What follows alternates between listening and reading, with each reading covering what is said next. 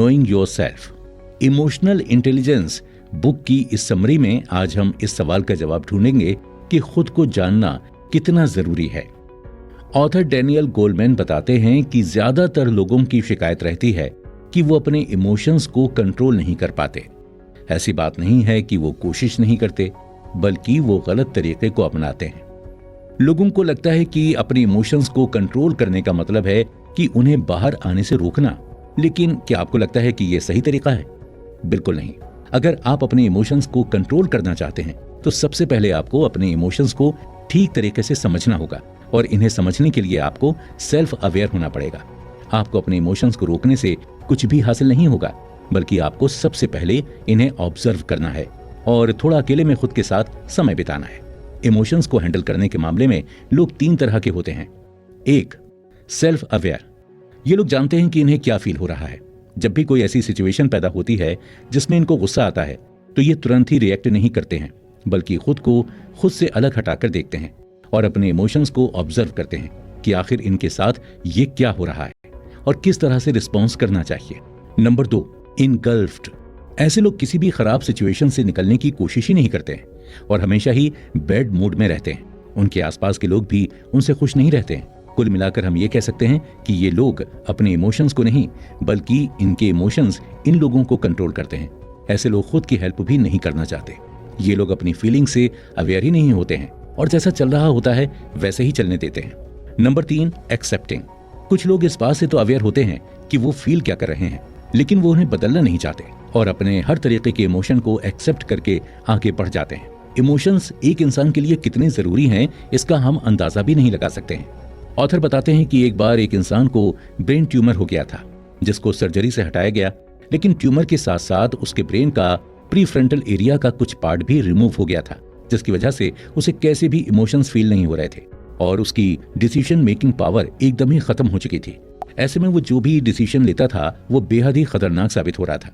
Feelings कितनी जरूरी होती हैं, इसका अंदाजा हम इस एग्जाम्पल से लगा सकते हैं। जहां एक तरफ ज्यादा इमोशंस को इन्वॉल्व करना भी हमारी समझ को कम कर सकता है, वहीं दूसरी तरफ इमोशंस के अवेयरनेस की कमी भी भयानक साबित हो सकती है। हमारे जीवन के कुछ डिसीजंस ऐसे होते हैं जहां हम सिर्फ अपनी बुद्धि का इस्तेमाल नहीं, बल्कि अपने इमोशंस का इस्तेमाल भी करते हैं, और ये जरूरी भी होता है। आपकी जिंदगी में गोल की क्या इंपॉर्टेंस है?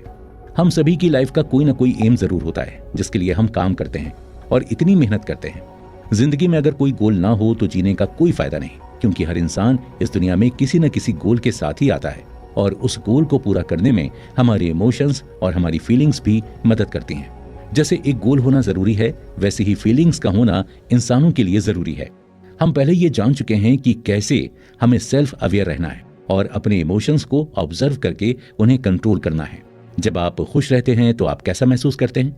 आप सोच रहे होंगे कि ये कैसा सवाल है, लेकिन ये पूछना भी जरूरी है, क्योंकि आजकल लोग बेवजह ही दुखी रहते हैं। उनके जीवन में इतनी मुश्किलें नहीं हैं, लेकिन वो अपने दिमाग में उन्हें बड़ा करते रहते हैं और बिना वजह के खुद को स्ट्रेस देते रहते हैं। अगर हम ओवर थिंकिंग बंद कर दें तो हमारे जीवन की आधे से ज्यादा तकलीफें खत्म हो जाएंगी और खुशियां तो फिर आनी ही हैं। लेकिन इसका मतलब ये नहीं है कि आपकी जिंदगी में अब मुश्किलों का आना बंद हो जाएगा, और ऐसा सही भी नहीं है, क्योंकि आप खुद ही सोचिए कि अगर हम एक ही तरह का हमेशा फील करते रहेंगे तो हमारी लाइफ कैसी हो जाएगी। वो कहते हैं ना कि जब तक अंधेरा नहीं होता तब तक उजाले की कीमत समझ में नहीं आती। तो इसी हिसाब से सारे ही इमोशंस और फीलिंग्स हमारे लिए जरूरी हैं, और तब भी हम हर तरह के इमोशन को एंजॉय कर पाएंगे और उससे अच्छे तरीके से डील कर पाएंगे। हमारा दिमाग हमेशा कुछ न कुछ सोचता रहता है और एक के बाद एक थॉट्स आते रहते हैं। कभी कभी हमें लगता है कि हम किस बारे में सोच रहे थे और अचानक से ये क्या ही सोचने लगे। हमें अपने दिमाग की इस फुसफुसाहट को कम करना है, पर हम ये करें कैसे? इसका जवाब भी सेम ही है। हम अपने दिमाग को शांत कर सकते हैं और अपने थॉट्स को भी काबू में कर सकते हैं। बस हमें अपने आप के साथ थोड़ा क्वालिटी समय बिताना है और खुद से कई सारे सवाल करते रहना है कि क्या आप सही रास्ते पर जा रहे हैं? जीवन में आपका जो लक्ष्य है, क्या आप उसके करीब बढ़ रहे हैं? आप बाकी लोगों के साथ सही से पेश आते भी हैं या नहीं? आप खुद के इमोशंस को दबाकर तो नहीं रखते? ऐसे कई सारे सवाल खुद से कीजिए और उनके जवाब भी आपको मिलते चले जाएंगे। अपने इमोशंस को मैनेज करना 1-2 दिन की बात नहीं है, बल्कि हमें इसकी प्रैक्टिस करके अपने जीवन में ढालना सीखना पड़ेगा। तभी हम इमोशनली इंटेलिजेंट बन पाएंगे। इस एपिसोड में सबसे जरूरी बात जो हमने सीखी वो है खुद के साथ समय बिताना।